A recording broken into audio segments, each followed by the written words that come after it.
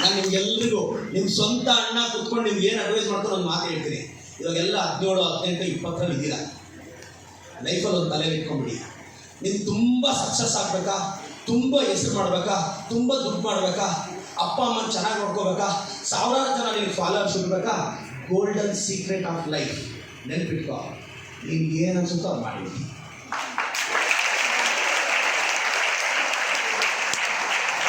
That may be setback. That may be setback for your life. Don't worry. That will make you to come back.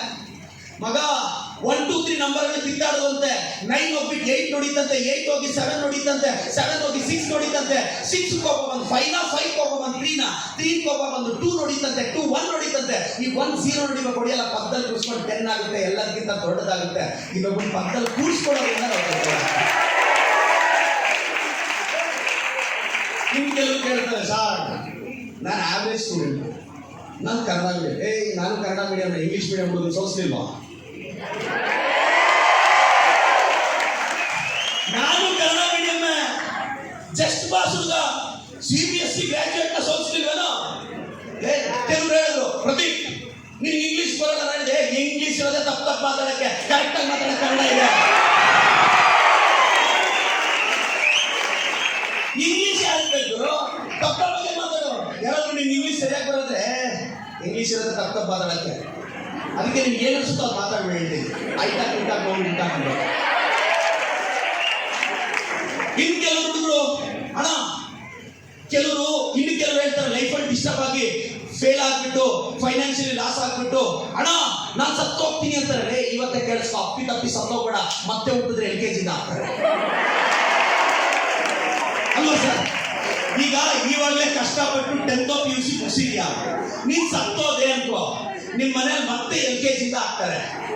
ಇವಾಗ ಬೇರೆ LKG CBSE ಬೇರೆ, ಇನ್ನು 16 ವರ್ಷ ಓದಿಸ್ತಾರೋ.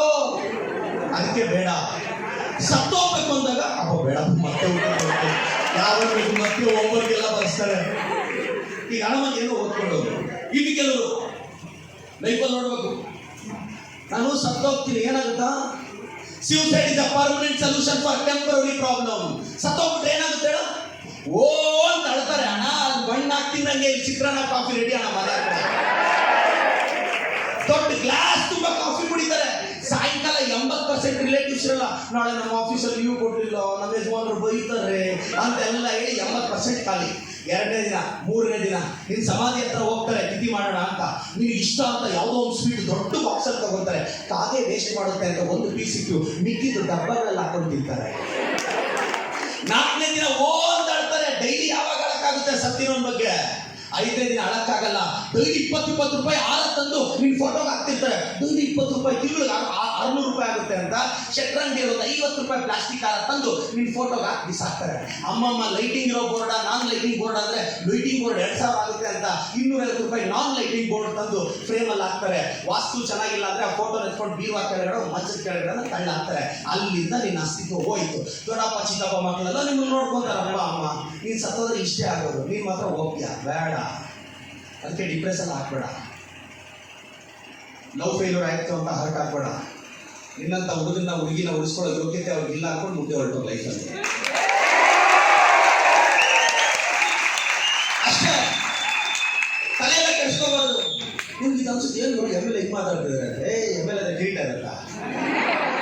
ನಾನು ಹಾಲಿ ಆದ್ರೂ ಮಾಜಿ ಆದ್ರೂ ನಿಮ್ಮ ಪ್ರದೀಪ್ ಅಣ್ಣ ಹಿಂಗೆ ಇರ್ತಾನೆ ಅಲ್ವಾ?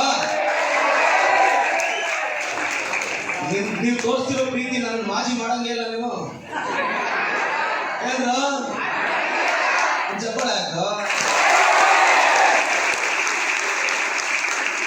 ವಿಧಾನಸೌಧದಲ್ಲಿ ನನ್ನೆಲ್ಲ MLAಗಳು ಬಂದ್ರು. Pradeep you created history. ಯಾಕೆ ಸರ್? ಗುರು ದುಡ್ಡಲ್ಲಿ ಗೆದ್ದಿರೋದು ನೋಡಿದೀವಿ, ಬ್ಯಾಕ್ ಗ್ರೌಂಡ್ ಅಲ್ಲಿ ಗೆದ್ದಿರೋದು ನೋಡಿದೀವಿ, ಜಾತಿಯಿಂದ ಗೆದ್ದಿರೋದು ನೋಡಿದೀವಿ. ಫಸ್ಟ್ ಟೈಮ್ ಇಂದ ಕರ್ನಾಟಕ ಹಿಸ್ಟ್ರಿ ಮಾತಿಂದ ಗೆದ್ದಿರೋದು ನೀವೇ ಗುರು ಅಂತ.